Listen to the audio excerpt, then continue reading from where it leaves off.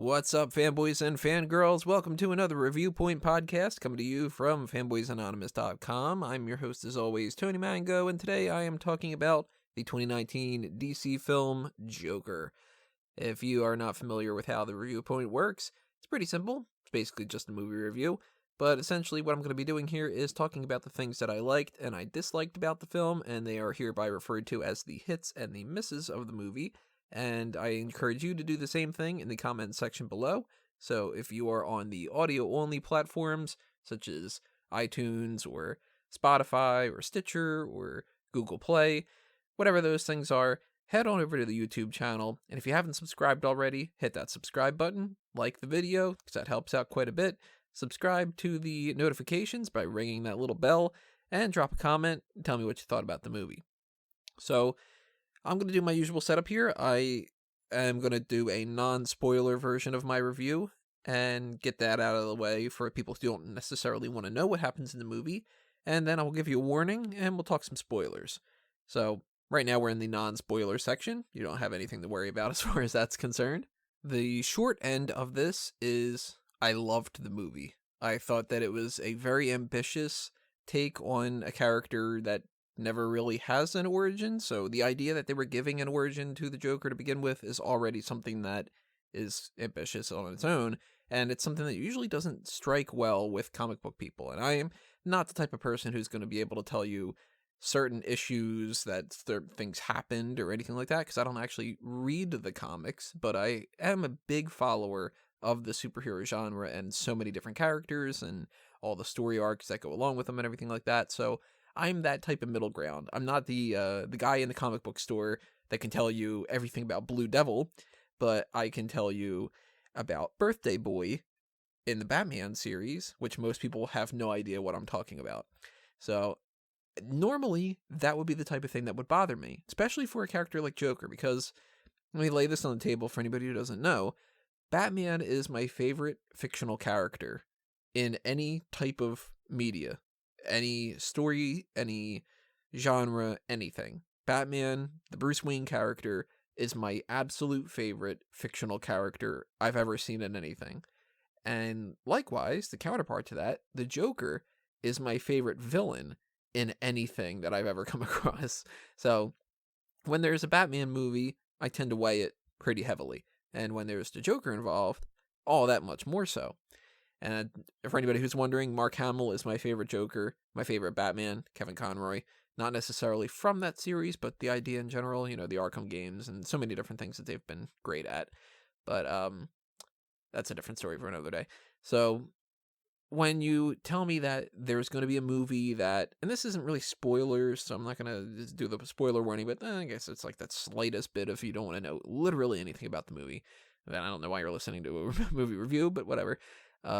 You tell me the idea that you're going to do a Joker origin, and it's essentially not going to include Batman because he's only going to be 8 years old or so. It's going to be set in the 80s, which a lot of movies that have the whole we're doing it in a time frame type of thing and we're going to make it a period piece tends to be kind of obnoxious to me, especially when it comes to like the X-Men movies where it was like, why did it need to be jumping 10 years each time when you clearly are not aging the characters and so on.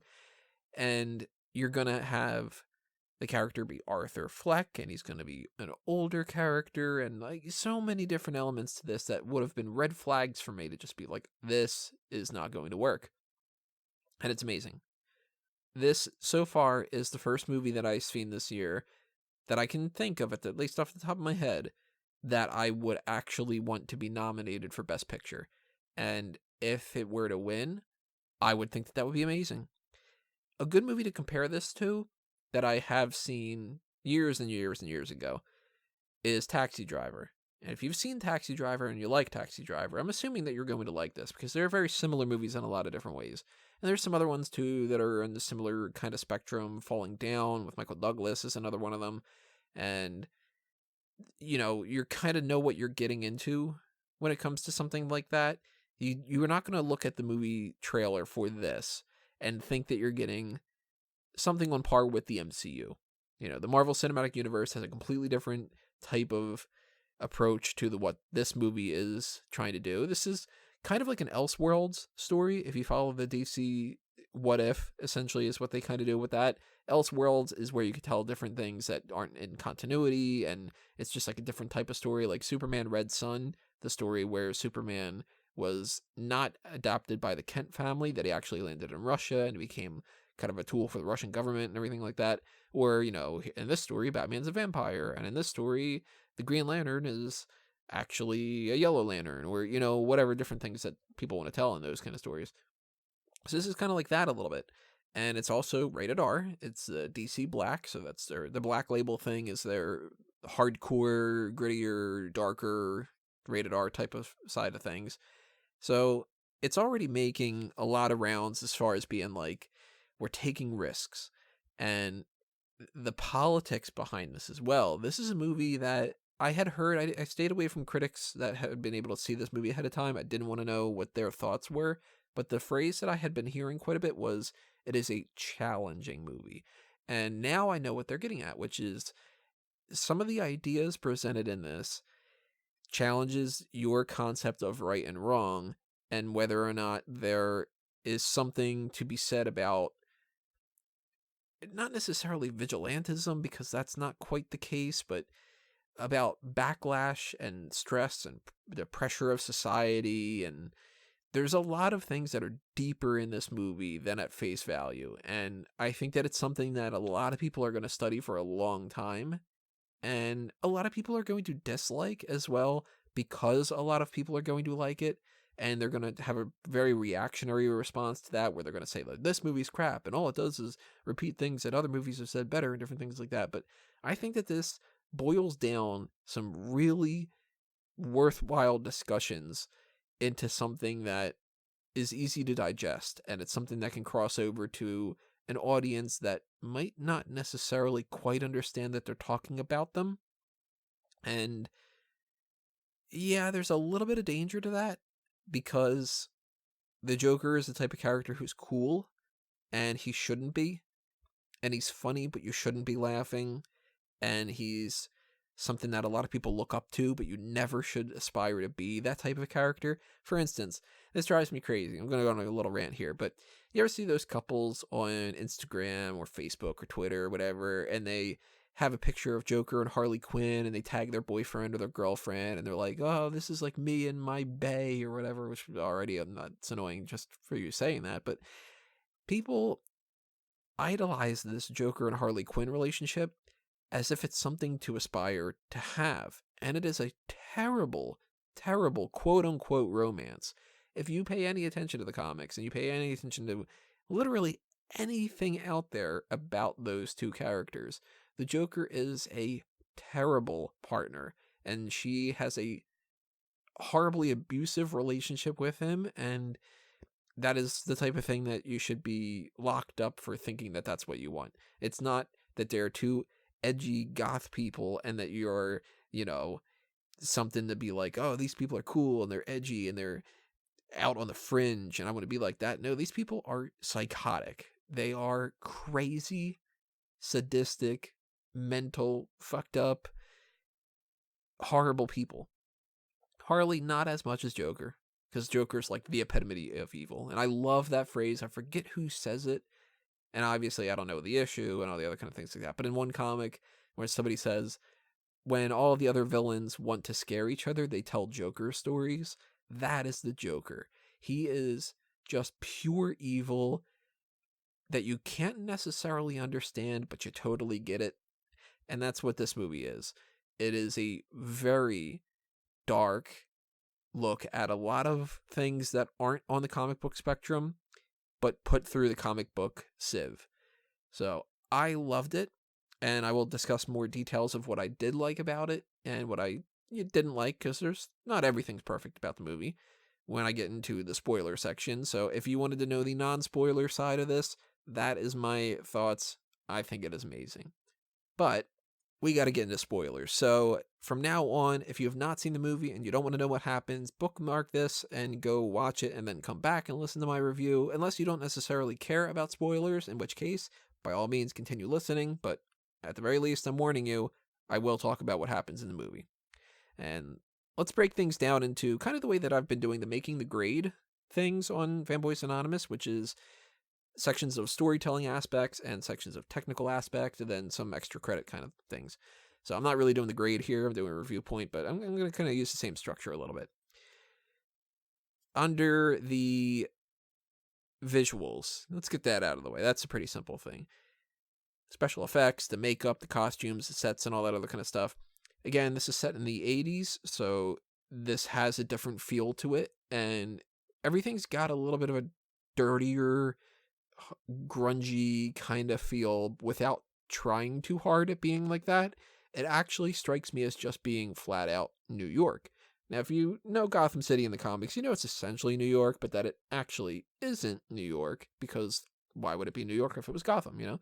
And Gotham and New York are really parallels in a lot of different ways, but sometimes Gotham is supposed to be Chicago, sometimes it's Mystic Island, New Jersey, or Atlantic City, New Jersey, or some different things. Sometimes Bloodhaven is Atlantic City. There's a lot of different varieties to that, but usually it's basically an ersatz version of New York, and Metropolis is sort of the same. Sometimes it's New York, sometimes it's Washington, D.C., around that, and other people have said ideas like Gotham is New York at night, and Metropolis is New York in the Manhattan region in the daytime, and whatever like that.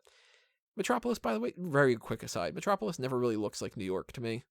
Just putting it out there. It just seems like it's a little too futuristic and everything, so I don't know. Gotham, though, you do get a little bit of a feel of like a New York kind of vibe, a little bit of a Chicago vibe, and that kind of stuff. So they shot this in New York. It feels like New York. I've spent more time in New York over the past few years than I had ever done in my entire life, so I'm nowhere near somebody who would be like, I can tell you the greatest spot for this and all that other kind of stuff, but I am getting a little bit more familiar with it, and there were parts in this movie where I was like, oh, okay, you know what, I can get that kind of feel from this, and sometimes I even sort of recognize something a little bit, or I thought that I recognized something at the very least, and they play into that because, like, the subways feel like that, and I can only imagine how they would have felt in the 80s when, for a portion of that, I wasn't even alive. So that is good. I liked the visuals when it came to that. The costumes, they all kind of fit the time. They all fit what the characters are looking to go for in those particular moments. I don't like his Joker costume, like the colors that they chose and the face paint that they had used, because it doesn't look like the Joker to me 100%, and that throws me off. So that is a little bit of a miss. I really wish that there was one part in the movie at the end where really he would have gone full on the Joker that I'm more used to. But then again, this is a different version of the Joker. So, hey, that's what they were going for. Can't really call it a complete miss, but I can't call it a hit either. Because, for instance, if somebody were to say, well, let's go with this in the future and let's have this Joker be in the comics, I wouldn't like that. Makeup-wise, that kind of goes along with this. I like, for instance, the part where he's putting on the makeup and he puts it on his tongue. That was kind of funny. The visual effects, there isn't really a visual effects because it's not like, some action movie where there's like a sky beam and, all the other kind of things that go along with the other modern superhero films. This is a dark, gritty, rated R type of movie. If this were not called Joker and it was just called like The Clown, there really wouldn't be anything that would be DC related about it. You replace Thomas Wayne with any other name in the world, it's a regular movie. So there's no CGI that needs to get taken into consideration about the visuals or anything like that. So overall, visuals, definitely a hit. Audio side of things, I liked the music choice that they were using for the score. I thought that was driving up a lot of tension, so I liked that quite a bit. I might actually end up getting that soundtrack if they put that out at some point, because I want to listen to that on its own and see how that kind of feels. Sound design, no problems with that. I'm not a big person who can really pinpoint a lot of issues with sound design. I'm not like somebody who works on that field in any capacity. Here I am recording a podcast, but I don't know what the hell I'm doing. So the audio side of things, from what I could tell, definitely a hit. The acting I'll get into a little bit more when it comes to the characters and everything like that, but I want to talk about the tone. The overall tone of this whole thing was tension and stress, and not in the sense of like a tension thriller type of movie, which I'm not a big fan of overall. I know a lot of people really like that, and I think that a lot of people that like that like the horror aspect of it, and their thing that they get out of those movies is more along the lines of they want to feel that rush and that fear, and then they feel better afterward. Like they need to scare themselves in a safe environment and whatever. I don't do that. I watch movies to be entertained and not to feel stressed. I pretty much watch them to not be stressed. And I've had a hell of a week. If anybody follows the pro wrestling side of things on smarkoutmoment.com, you know that wrestling is just absolutely crazy right now. It is the busiest week I can remember, and we've had so many of these this year. But I needed to de-stress, and I've been very on edge these past, well, let's be honest, I've been very on edge the past couple of years, but these past couple of months and the past couple of weeks and the past couple of days, it's all been like magnifying even more. And I've been very like kind of getting to the edge of being like snappy with people and stuff like that, because it's just like, my God, I'm so stressed and I need to like the little stupid things are getting on your nerves a little bit more because it's the straw that broke the camel's back and different things like that. So the tone of this was very reminiscent of that. And oddly enough, that didn't get me stressed out even more. Instead, it felt like a little bit more of a release. It was like something that I don't want to necessarily admit that I kind of understood or connected with the character on, but there were a couple parts in the movie where he was saying something like about how, why is everybody so freaking mean all the time and everything. And it was like, you know what? Yeah, I get it. I totally understand. People are assholes and it drives you crazy. And sometimes you just want to like, I don't know, like you want to strangle them sort of and be like, my God, be a nicer person, asshole. You know, when you come into the situation and somebody doesn't hold a door open for you, and they kind of like make it their point to like rush in so the door slams on you and you have to open it up because they didn't want to hold the door or something like that. Or when somebody cuts you off in public, in traffic, or, you know, any of these little scenarios that on a regular day when you're not feeling stressed out, you just kind of go, that person's a jerk, and you just move on. But the more and more that stuff builds up, the more that you start getting to where you're just like, my God, is everybody on this planet just a complete greedy jerk? And it weighs on you. And watching a movie that was, and especially at this time, like 2019 is not a time for people to play around with the whole concept of mental health.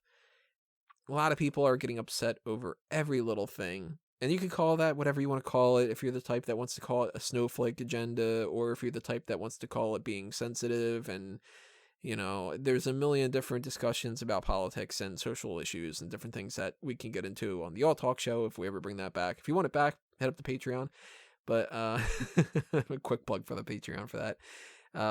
There's so many different discussions that we can have about the way that these kind of things are handled or not handled in that regard. And for a movie in 2019 to take on the concept of, let's address how some of these people feel and not glorify it, because he's very clearly a bad guy in this movie. He is 100% a villain. There is no justification for the fact that he does what he does, but you still kind of understand where he's coming from. And that's very bold to do that, because this movie could have very easily been written off as propaganda for the incel crowd, or whatever you want to call that, you know, or glorifying these mass shooter types and all these awful things that happen on a daily basis, which just makes you again think, is the world going to shit? Why are these awful people out there? And why is it more and more all the time? And why can't we all just hold hands and just be fucking nice to each other and everything? And this movie takes a bold stance on that, where it's, you kind of get it a little bit. So that's very frightening, very challenging, very scary to kind of go down that road. And I appreciate that they did that, because I think that sometimes you need movies to process things a little differently. And this sounds kind of like soapboxy, but maybe somebody watching this movie is going to have the opposite reaction to what the media is saying. Because a lot of people in there are saying, like, this is going to cause riots, and people are going to take the inspiration from this and whatever. If you're off, you're going to find problems with anything. You're going to think that your dog is talking to you, or, you know, you saw somebody's face in a taco and it told you to kill somebody, or, you know, whatever like that. People are like that. So you need to have different programs, you need to have different counseling, and, you know, all this other kind of discussion and stuff. But maybe somebody watching this movie is actually going to have the opposite reaction, and they're going to go, wow, you know what? Yeah, I think I need help if I'm feeling that bad. And that can be a really good thing. You know, you never know how these movies are going to affect people, and movies can be a really great tool for a lot of different things, and you can bring people together, and you can do a lot with movies that you really couldn't do with a lot of other things. Music too, for that matter. Music is another great tool to speak to people in a different way. But the tone of this very dark and grim and bleak type of tone, and angry, lots of anger in this movie, feels like a release at some moments. Sometimes it's very funny, and sometimes you're laughing at things that you shouldn't be laughing at. Like, again, spoilers, when he has killed two of his former co-workers, one of them being Randall and one of them being Gary, and there's the part with Gary, who is diminutive in his height. He can't reach the door hinge to be able to unlock the door to get out after he sees that Randall's been killed and all that other kind of stuff. That was a funny moment.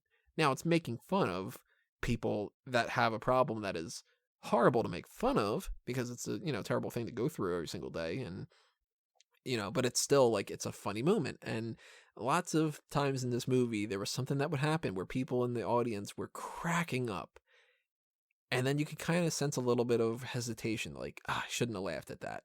And that's kind of fun to watch a movie that people are being challenged like that. So I like that a lot. Romance, I mean, this movie isn't a romance movie, but it does have a little bit here and there, and it's got the right type of romance, as far as it doesn't go into the, like, we're going to set up the boy and the girl, and they're going to get together in the end, and they're going to have their argument in the rain, and all that other kind of stuff, because that's not what this type of movie is. But it does have those moments, and it is all filtered the way that it should be. So that's a big hit. Tone, the atmosphere, all that stuff, it all works super, super well. Story itself, the idea of the Joker being a regular guy who happens to have grown up with a mom with problems, who didn't exactly give him the best childhood because of a bunch of different reasons, whether it was abusive boyfriends that she had kept around, or delusions of grandeur, like the idea that she is always calling him happy and always telling him to put on a big smile on his face, and that he's there to put laughter in the world. And he kind of built this idea to him that he's this funny, charming type of person, outside of the fact that she also later on at one point in the movie says, don't you have to be funny to be a comedian, which is like, that's, I guess, the moment of realism of being like, you know, this guy's not actually like that and all. But she instilled that in him, and that weighs on you. You know, when you are told that you are special and you are not able to do it, that's the type of thing that can really get under people's skins. And that's why you get a lot of people that unfortunately commit suicide, because they are the smart person in their family, and everybody looks at them as being the one that has to have all the answers, and they don't have the answers, and the pressure is just too much for them. Or they're the quote unquote the person who has everything. Why would they give that up? It's because they have the stress of keeping that and maintaining that. And if you're somebody like an Arthur Fleck in this movie, you are failing all the time. For that to be part of what builds the Joker, and all that stress and all that failure, and coupled up with this idea that he has, I can't think of the name of it off the top of my head, I might try to look that up a little bit, but this idea of, if you mix that together with other actual clinical problems, the pseudo-Bulber effect, that's what it is, where he laughs at situations that don't necessarily reflect what he's actually thinking, and he's laughing when he's anxious, or he's laughing when he's scared, or whatever like that.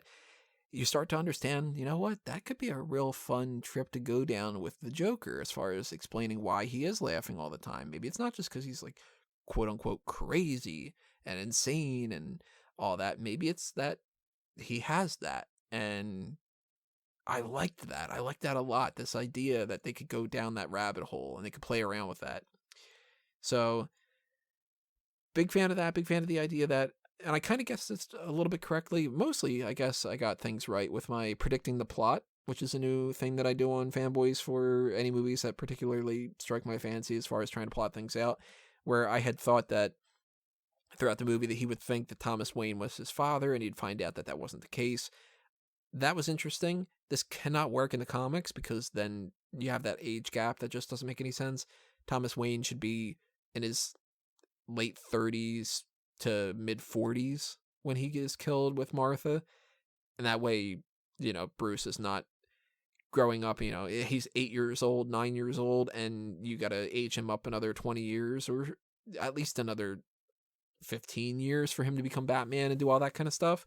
Well, you're going to tack another 15, 20 years on top of Arthur Fleck. It doesn't really make any sense. You can't have a 35-year-old Batman fighting a 70-something-year-old Joker. It's just, it doesn't make any sense that way. That's one of the reasons I didn't like Gotham, but okay, yeah, it's another story for another time. Again. And I like the way that they did that. Again, it's an Elseworlds type thing, so you take it in a different direction. And this isn't the story of Batman, but at the same time, they got some Batman stuff in there. They had the idea that some random person with a gun killed Thomas and Martha, and that he ripped the beads off of, not the beads, the pearls off of Martha's neck and all that. That's very much, here's our Joe Chill moment. And that's really cool. So I really liked the story behind that. I really liked the descent into madness and the idea that he had this idea that he was going to be the stand-up comedian and he just could not do it for reasons that were partially his own problems and partially not.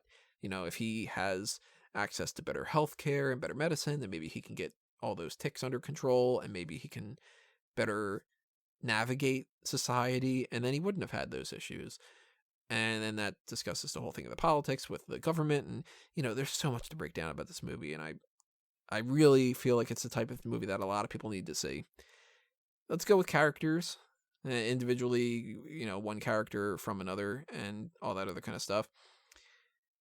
Obviously, I mostly talked about Joaquin Phoenix and Arthur Fleck and all that. I think he is great, and a lot of people are going to start comparing him. Well, who's the better Joker? Is he the better Joker, or Jack Nicholson, or Heath Ledger, or nobody's really going to mention Jared Leto, even though I like some of what Jared Leto did. If you get rid of the way that he looked, Jared Leto wasn't bad.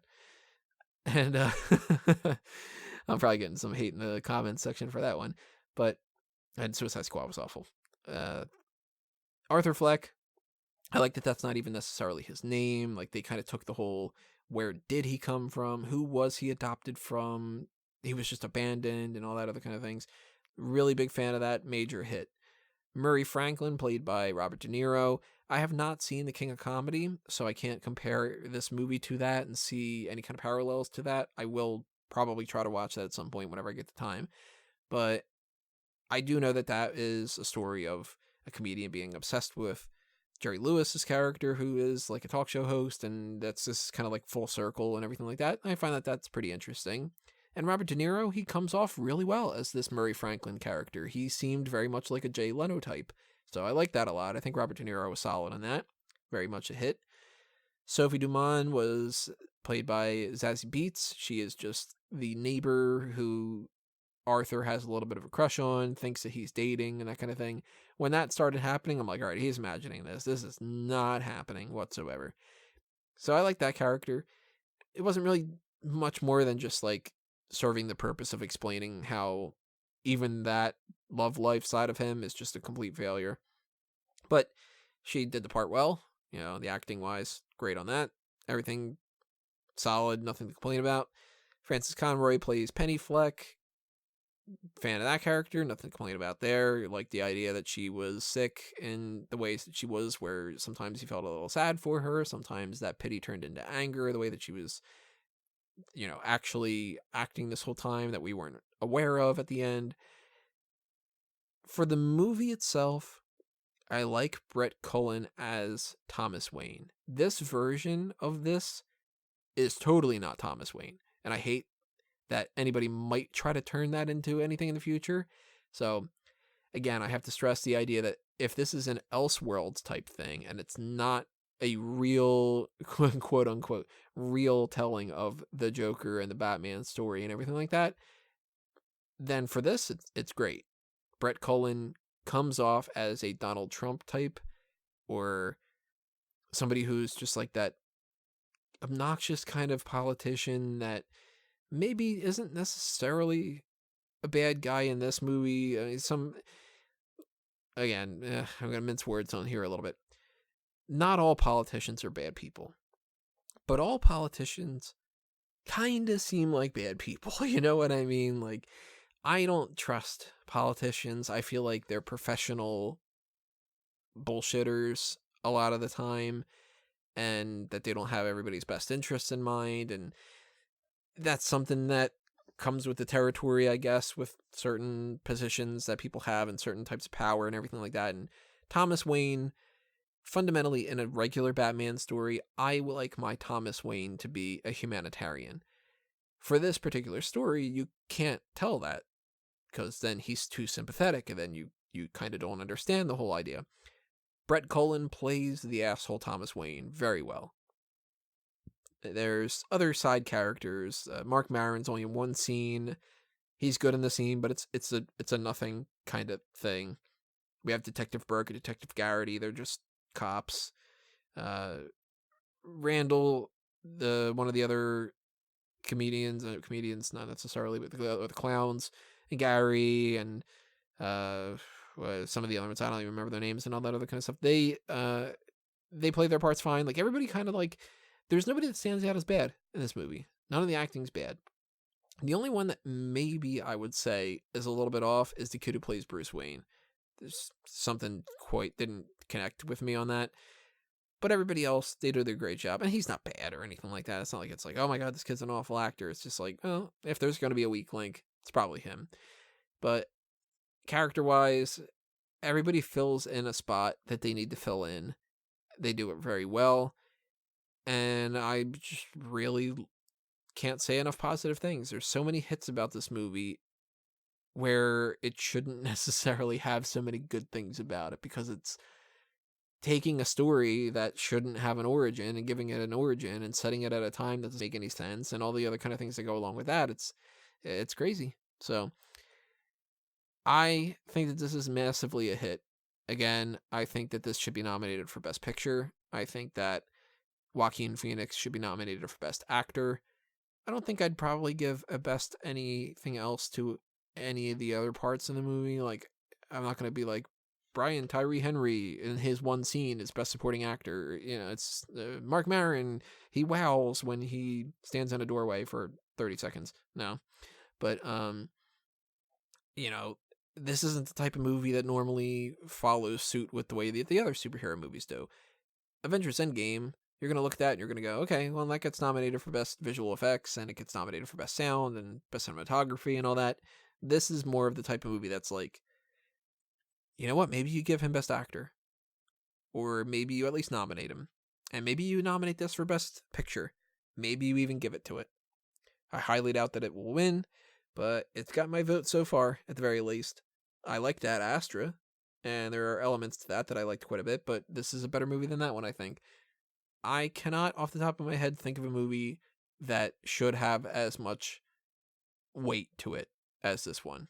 So, big thumbs up. And I would love to talk more about this, but I don't necessarily have the time. And that's where you can step in. If you want more discussion about Joker, or more discussion about anything else in particular, if you want a specific special feature, donate to the Patreon. By doing that, whether it's $1 or $5 or $100, whatever it is, whatever spare change you got that you want to toss my way, it's always a great motivator for me to try to find the time to do more stuff with Fanboys Anonymous, either if it's some kind of podcast or it's some kind of editorial just written on the website or whatever it is. But, you know, maybe you want something in particular that's special, you know, like fan tracks, an audio commentary track for something, then donate to the Pick Your Poison tier and I'll find the time to do it. Maybe do an actual commentary track for this one when it comes out, or have a group of other people on board if we can settle some kind of times to have a big group meeting about things or something. I don't know. There's a lot of discussions. Maybe you just want me to talk more Batman and we could just have like a 2-hour podcast about Batman. and just talk about all things Batman related. Whatever that is, head up to Patreon. Let me know that you are interested in that kind of stuff. If you want to support the channel in another way, you can check out the merchandise shops on TeePublic and Redbubble. They're at Fanboys Anonymous. I also have 2 other ones for A Mango Tees and for Smart Out Moment, if you are interested in those kind of sides of the merchandise shops. And that, of course, goes straight to me. So, well, it doesn't go straight to me, all their funds and all their fees and all that other kind of things like that. But the money that I do get out of it goes straight towards me trying to do more stuff with Fanboys Anonymous and for Smart Out Moment and everything. So keep that in mind, everybody. And if you can't help on the monetary side of things, it's totally understandable. But if you want to help in another way, share all these things. Follow on Facebook and Twitter. Tweet it out. Tell everybody what you know. Tell everybody that you know if you think that they would be interested in checking it out, whether it's the Smart Out Moment wrestling stuff or the Fanboys Anonymous geek culture stuff. Just kind of let everybody know. Hit the like button on the video. Hit the subscribe button. If you leave us a rating or a star ranking or whatever it is on these different audio platforms like iTunes and stuff, that stuff helps out quite a bit too. There's lots of ways to show your support. But definitely leave a comment below. Tell me what you think about Joker. Tell me what you would like to see in the future. And just for the hell of it, answer this question too. If they were to do some more movies about this type of thing, you take like a Riddler movie and you try to dissect that, and what would be the catalyst for a Mr. Freeze, or, different characters in different sides of this whole comic book spectrum. What would you like to see? What characters would you want to see a big deep dive into? Let me know in the comment section below. But that'll do me in for this review point of Joker. It is a hit. I highly doubt that there's going to be another movie that comes out this year that I'm going to think is a better overall movie as far as like Oscar stuff goes. Endgame is still probably going to be like my number one, just like, oh my god, this was the most amazing thing in the world kind of thing. But yeah, I am a huge fan about this, and I can't recommend it enough for anybody that would be interested in seeing it. So that's going to do me in for this edition, everybody. Thank you for listening again. I'm Tony Mango, and I'm a fanboy. See you next time. It's time for me to geek out.